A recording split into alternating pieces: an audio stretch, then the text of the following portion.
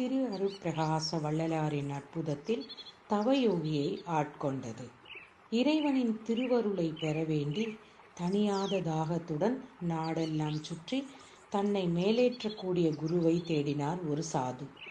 எங்கு தேடியும் ஞானகுரு கிடைக்காததால் திருநருங்குன்றம் மலையில் சென்று அமர்ந்தார். அங்கு தொடர்ந்து தவயோகத்தில் ஈடுபட்டார்.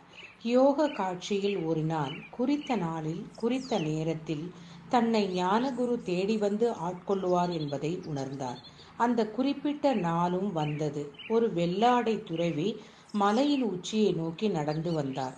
அருகில் வந்ததும் திடுமென அடியேற்ற மரம் போல் விழுந்து அந்த திருவடிகளை இரு கைகளால் பற்றி கொண்டார் யோகி. அவர் விழிகளில் நீர் ஆராய் பெருகியது. குருநாதரோ உடன் குனிந்து அவரை தூக்கி நிறுத்தினார். ஏங்கானோம் பதற்றம், அச்சம் விடுவீர், இனி வரும் நாளெல்லாம் இனிய நாட்களே என்று ஆதரவு மொழி பேசி ஆட்கொண்டார். அவரே கல்பட் ஐயா, குருவோ வள்ளலார்.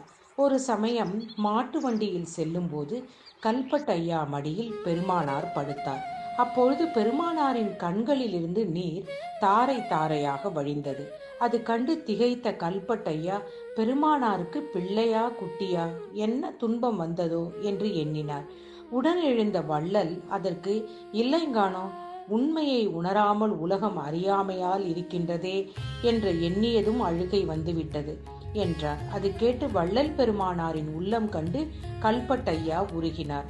கள்ள வாதனையை களைந்து அருள் நெறியை காதலித்து ஒருமையில் கலந்தே உள்ளவாறு இந்த உலகெல்லாம் களிப்புற்றோங்குதல் என்று வந்துருமோ, வள்ளலே அது கண்ட அடியேன் உள்ள மகிழ்தல் என்றோ என துயர்ந்தேன் என்று சொல்லி முடித்துக் கொள்கிறேன். நன்றி.